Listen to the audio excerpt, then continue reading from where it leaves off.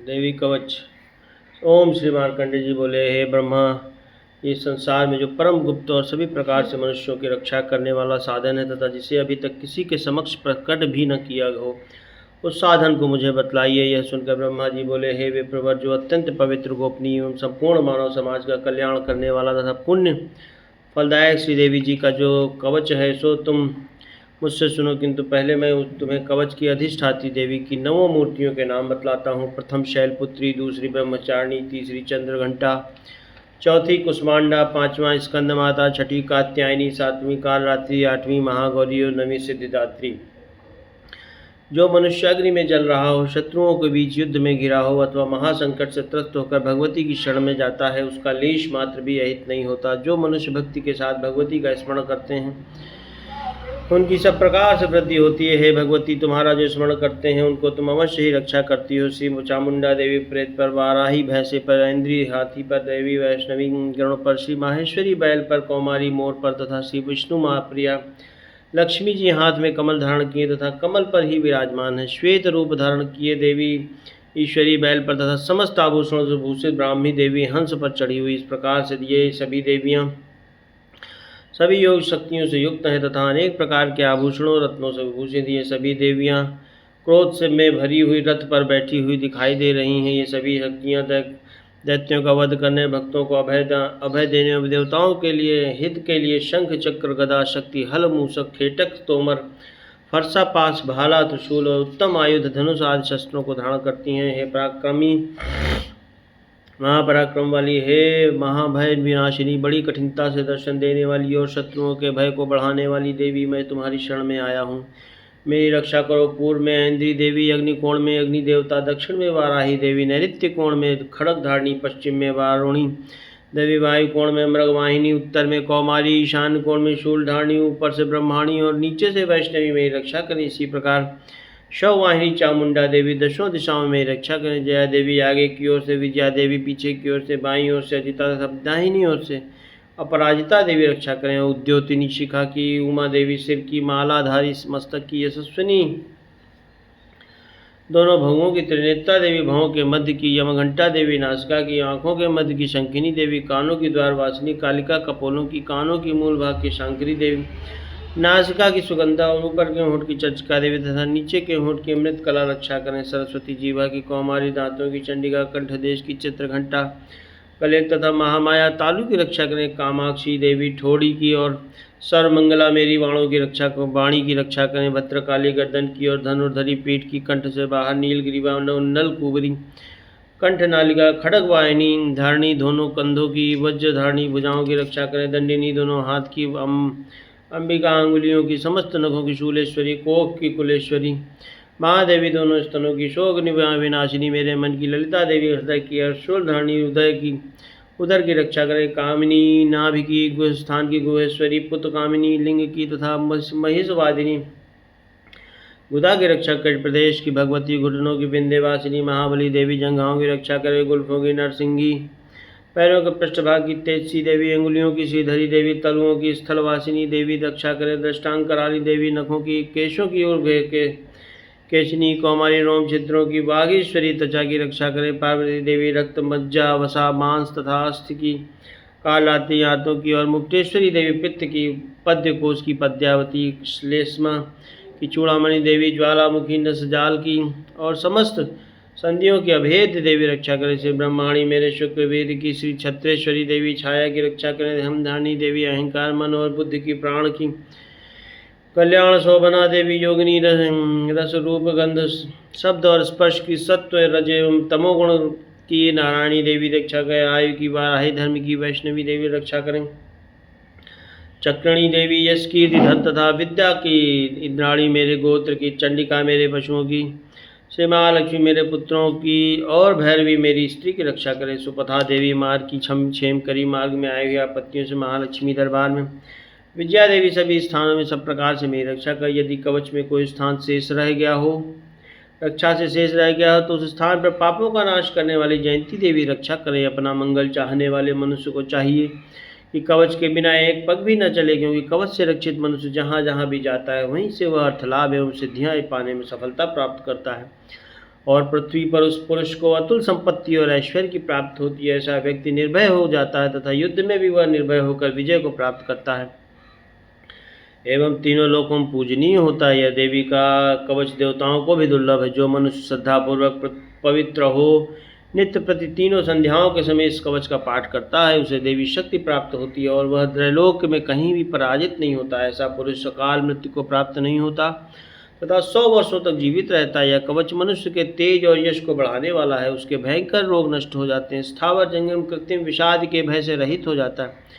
भूचर खेचर वरुण लोक में रहने वाले तथा कुछ में उत्पन्न होने वाले रोग डाकिनी शाकिनी आदि नीचे देवता इस कवच के धारण करने से नष्ट हो जाते हैं। अंतरिक्ष में गमन करने वाले डाकिनी ग्रह भूत पिशाच यक्ष गंधर्व राक्षस ब्रह्म राक्षस बेताल कुष्मांड तथा भैरवादिक अनिष्ट कारक देवता देवी के कवच को हृदय में धारण करने वाले पुरुष के दर्शन मात्र से भाग जाते हैं। जो मनुष्य पहले इस कवच का पाठ करके बाद में सप्तशती पाठ करता है, उस मनुष्य के संतति पुत्र पौत्रादिक जब तक यह भूमंडल पर्वत वृक्ष वन को धारण किए हुए हैं तब तक पृथ्वी पर बने रहते हैं और देहांत के बाद वह उस परमोत्तम धाम को प्राप्त करता है जो देवताओं को भी दुर्लभ है और फिर दिव्य स्वरूप को प्राप्त होकर सदाशिव के साथ आनंद का भागी होता है। इति देव्याः कवचम संपूर्णम। श्री अर्गला स्तोत्र। ओम जयंती ओम नमः चंडिकाय ओम जयंती मंगला काली भद्रकाली कपालिनी दुर्गा क्षमा शिवा धात्री स्वाहा सदा आदि मूर्तिमय देवियों तुम्हें मेरा नमस्कार है। प्राणी मात्र का कष्ट हरण करने वाली हे चामुंडे हमारी जय हो। हे कालरात्रि हे मधुकट कैटभ मर्दिनी श्री ब्रह्मा जी को वरदान देने वाली तुम्हें नमस्कार है। देवी मुझको रूप दो जय दो यश दो और दुश्मनों का संहार करो। हे महिषासुर मर्दिनी भक्तों को सुख देने वाली तुम्हें नमस्कार है। हे भगवती तुम मुझे सुंदर स्वरूप जय यश दो और दुश्मनों का संहार करो। रक्त बीज दैत्य का वध तथा चंड मुंड का विनाश करने वाली माँ तुम्हें नमस्कार है। मुझको रूप जय यश दो और शत्रुओं का संहार करो। हे शुंभ निशुंभ तथा ध्रुम नामक दैत्यों का मर्दन करने वाली माँ तुम्हें नमस्कार है। मुझको रूप जय यश दो और शत्रुओं का संहार करो। हे शुंभ निशुंभ तथा धूम्राक्ष नामक दैत्यों का मर्दन करने वाली तुम्हें नमस्कार है। मुझको रूप जय यश दो और शत्रुओं का संहार करो। हे पूजित युगल चरणों वाली देवी हे समस्त सौभाग्य देने वाली देवी मुझको रूप जय यश दो और शत्रुओं का संहार करो। हे चिंतनीय रूप और अच्युत चरित्र वाली देवी हे संपूर्ण सौभाग्य प्रदान करने वाली मुझे रूप जय यश दो और काम क्रोध आदि शत्रुओं का नाश करो। हे दुखनाशक चंडिके भक्ति से सदैव नमस्कार करने वालों को रूप जय यश दो दुश्मनों का संहार करो। चंडिके रोग नाशिनी इस जगत में भक्ति सहित जो तुम्हारी स्तुत करते हैं भक्तों को रूप जय यश तो तथा शत्रुओं का नाश करो। चंडिके जो भक्ति सहित तुम्हारी निरंतर पूजा करते हैं उनको रूप जय यश दो तथा उनके शत्रुओं का संहार करो। हे देवी मेरे लिए सौभाग्य और अर्घता तथा परम सुख दीजिए और रूप जय यश दो तथा दुश्मनों का संहार करो। हे भगवती मेरे बैरियों को नष्ट कर मुझे बलवान करो। रूप जय यश दो और दुश्मनों का संहार करो। हे देवी मेरा कल्याण करो और परम संपत्ति दो तथा मुझे रूप जय यश दो और दुश्मनों का संहार करो। देवता और राक्षसों के मुकुट रत्नों से स्पर्श किए हुए चरणों वाली मुझे रूप जय यश दो और शत्रुओं का संहार करो। हे देवी मुझे तथा अपने भक्तजनों को विद्यावान लक्ष्मीवान बनाओ तथा रूप जय यश दो शत्रुओं का संहार करो। हे चंडिके प्रचंड दैत्यों के गर्व को नष्ट करो। मुझ शरणागत को रूप जय यश दो और शत्रुओं का संहार करो। हे चार भुजाओं वाली ब्रह्मा जी द्वारा प्रशंसित परमेश्वरी मुझे रूप जय यश दो शत्रुओं का संहार करो। इंद्र श्री विष्णु भगवान से स्तुत की गई हे अंबिके रूप जय यश दो और शत्रुओं का संहार करो। हे हिमाचल सुता पार्वती के पति श्री शंकर जी द्वारा पूजित परमेश्वरी मुझे रूप जय यश दो शत्रुओं का संहार करो। सचिपति इंद्र के सद्भाव से पूजित हे परमेश्वरी मुझे रूप जय यश दो और शत्रुओं का संहार करो। हे देवी हे प्रचंड भुजदंडों से दुष्टों के दर्प को नष्ट करने वाली रूप जय यश दो और दुश्मनों का संहार करो। हे देवी भक्तजनों को अत्यधिक दिन दिए हुए परमानंद को उदय करने वाली जगदम्बिके मन की इच्छा अनुसार चलने वाली श्रेष्ठ कुलोत्पन्न स्वरूप वाली पत्नी दो। जो मनुष्य इस स्त्रोत को पढ़कर महास्त्रोत कीलक का पाठ करता है वह पुरुष सप्तशती की जप संख्या से प्राप्त होने वाले श्रेष्ठ फल का भागी होता है। इति देव्याः अर्गला स्तोत्रम संपूर्णम। श्री कीलक स्तोत्र महा ओम महर्षि मार्कंडे बोले। ओम नमः चंडिकाय। ओम महर्षि मार्कंडे बोले। निर्मल ज्ञान रूपी शरीर धारण करने वाले देवत्रयी दिव्य 3 नेत्रों वाले जो कल्याण प्राप्ति के हेतु हैं तथा अनेक मस्तिष्क पर अर्धचंद्र धारण करने वाले हैं, उन भगवान शंकर को नमस्कार है। जो मनुष्य इन कीलक मंत्रों को जानता है वही पुरुष कल्याण को प्राप्त करता है। जो अन्य मंत्रों को जप कर इससे ही देवी को स्तुति करता है उसको इससे ही देवी की सिद्धि हो जाती है। उन्हें अपने कार्य की सिद्धि के लिए दूसरे की साधना करने की आवश्यकता नहीं रहती। बिना जप के ही उनके उच्चाटन आदि सभी कार्य सिद्ध हो जाते। लोगों के मन में शंका थी कि न केवल सप्तशती की उपासना से अथवा सप्तशती को छोड़कर अन्य मंत्रों की उपासना से भी समान रूप से सब कार्य सिद्ध हो जाते हैं, तब इनमें कौन सा साधन श्रेष्ठ। लोगों की इस शंका को ध्यान में रखकर श्री शंकर जी ने इस चंडिका स्त्रोत को गुप्त कर दिया। इस स्त्रोत के पाठ द्वारा उत्पन्न पुण्य कभी समाप्त नहीं होता। साधक सभी प्रकार क्षेम प्राप्त कर लेता है, इसमें कोई संशय नहीं। जो पुरुष सावधान होकर कृष्ण पक्ष की चतुर्दशी या अष्टमी को भगवती की सेवा में सर्वस्व समर्पित कर देता है और फिर उसे प्रसाद रूप में ग्रहण करता है, उसी से दुर्गा देवी प्रसन्न होती है, अन्यथा नहीं। इस प्रकार श्री शंकर जी ने सिद्धि रोकने के लिए कीलित किया है। इसलिए इसका निष्कीलन करके जो नित्य जपता है एवं सिद्ध गण या गंधर्व होता है, उस व्यक्ति को कहीं भी घूमने में भय नहीं होता, न अकाल मृत्यु ही होती है। मृत्यु के पश्चात वह मोक्ष को प्राप्त करता है। इसलिए इसकी पूर्ण विधि को समझ करके पाठ प्रारंभ करके बिना समझे पाठ करने से विनाश होता है। किसी विद्वान से इस स्रोत की संपूर्ण विधि को जानकर प्रारंभ करें। विद्वान जन समस्त विधि को जानकर ही प्रारंभ करें। स्त्रियों में जो सौभाग्य आदि दिखाई देते हैं वे सब श्री देवी की कृपा प्रसाद से ही हैं। अतः यह जब सदा करने योग्य है। जो पुरुष स्त्रोत का धीरे धीरे मंद स्वर में पाठ करते हैं उनको थोड़ा फल मिलता है, उच्च स्वर में अधिक फल मिलता है एवं सभी सिद्धियां प्राप्त होती हैं। इसलिए इसका पाठ उत्साह से और उच्च स्वर में करना चाहिए। इसके प्रसार से ऐश्वर्य, सौभाग्य, आरोग्य, संपदा, शत्रुनाश तथा उत्तम मोक्ष प्राप्त होता है। अतः ऐसी जगत जननी माता की स्तुति अवश्य करनी चाहिए। इति देव्याः कीलक स्तोत्रम संपूर्णम। रात्रि सूक्त। दुर्गा सप्तशती के 13 अध्यायों के पाठ के प्रारंभ में रात्रि सूक्त तथा अंत में देवी सूक्त का पाठ अवश्य करें। रात्रि देवी महत्वादि रूप अपनी इंद्रियों से सभी स्थानों और सभी कालों में समस्त पदार्थों को प्रकाशित करती हैं। वह अपने उत्पन्न किए हुए जगत के जीवों के शुभाशुभ कर्मों को विशेष रूप से देखती हैं और उन कर्मों के अनुरूप फल की व्यवस्था करने के लिए समस्त विभूतियों को धारण करती हैं। ये देवी अजर और अमर हैं और संपूर्ण पृथ्वी के नीचे फैलने वाली लताओं, वल्लरियों तथा पृथ्वी के ऊपर बढ़ने वाले वृक्षों को अपने में व्याप्त करके स्थित है। इतना ही नहीं, ये अपनी ज्ञानमयी ज्योति से जीवों के अज्ञान रूपी अंधकार का नाश कर देती हैं। परा एवं चित्त शक्ति रूपा रात्रि देवी आकर अपनी बहन ब्रह्म विद्यामयी रूपी उषा देवी को प्रकट करती हैं, जिससे अविद्या रूपी अंधकार स्वतः नष्ट हो जाता है। जिन रात्रि देवी के आने पर हम लोग अपने घरों में सुख से सोते हैं, ठीक वैसे ही जैसे रात के समय पक्षी वृक्षों पर बनाए हुए अपने घोंसलों में सुखपूर्वक शयन करते हैं, वह रात्रि देवी मुझ पर प्रसन्न हो। उस करुणामयी रात्रि देवी के अंक में संपूर्ण ग्रामवासी मनुष्य, पैरों से चलने वाले गाय, घोड़े आदि पशु, पंखों से उड़ने वाले पक्षी एवं पतंग आदि किसी प्रयोजन से यात्रा करने वाले पथिक और बाज आदि भी सुखपूर्वक सोते हैं। हे रात्रि में चित्त शक्ति, तुम कृपा करके वासनामयी वृकी तथा पापमय वृक को हमसे अलग करो।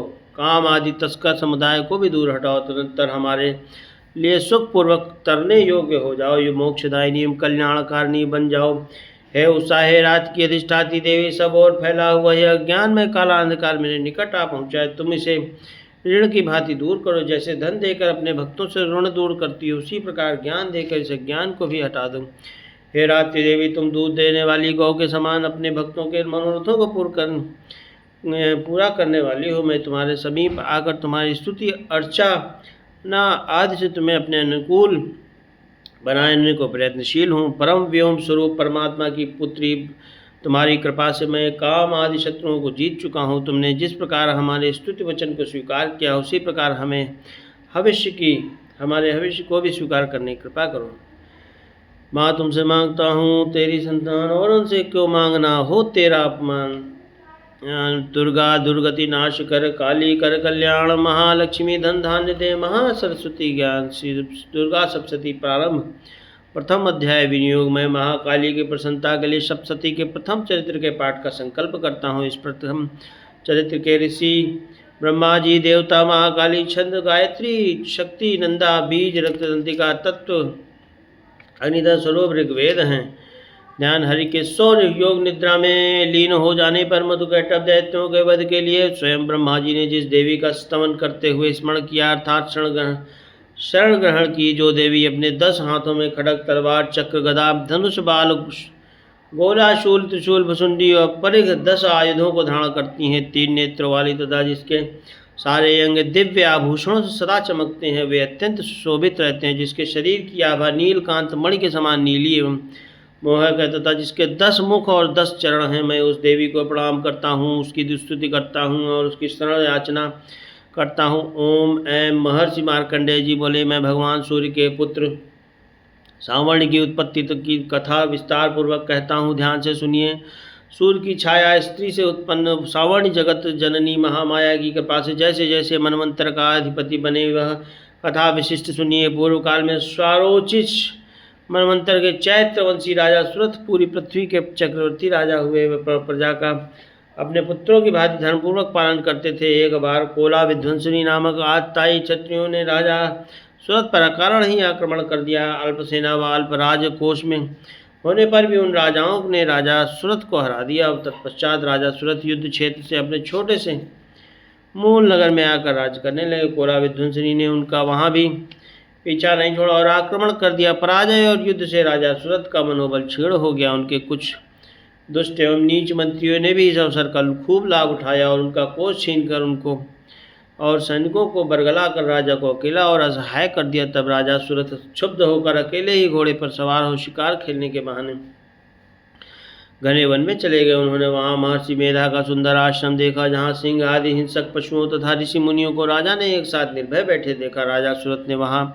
विराजमान महर्षि मेधा को नमस्कार किया और मुनि से उचित सत्कार पाकर उसी आश्रम में ठहर गए। कुछ समय के उपरांत वह अपने राज्य तथा प्रजा के संबंध में चिंता करने लगे कि जिस राज्य को मेरे पूर्वजों ने भली भांति चलाया और प्रजा का पालन किया, वह राज मेरे हाथ से निकल गया। मेरे दुष्ट मंत्री राज्य का संचालन धर्म नीति के अनुसार कर रहे होंगे या नहीं, प्रजा कष्ट में होगी और मेरा प्रधान हाथी भी शत्रुओं के वश में हुआ, न जाने क्या क्या कष्ट भोगता होगा। जो आज्ञाकारी नित्य प्रति प्रसन्नतापूर्वक धन और भोजन प्राप्त करते थे, अब उन दुष्ट राजाओं के आश्रित होकर वे भी कष्ट पाते होंगे। मंत्री राजकोष को कुमाग्र में व्यर्थ करते होंगे। जो धन मेरे पूर्वजों ने बड़े परिश्रम से संग्रह किया था, वह किस निर्दयता से नष्ट हो रहा। इस प्रकार राजा सुरथ राज्य की सभी बातों की चिंता करने कुछ काल पश्चात एक दिन राजा ने एक वैश्य को महर्षि मेधा के आश्रम के समीप आते देखकर पूछा, अरे भाई, तुम कौन हो और यहाँ क्यों आए हो? तुम्हारा मलिन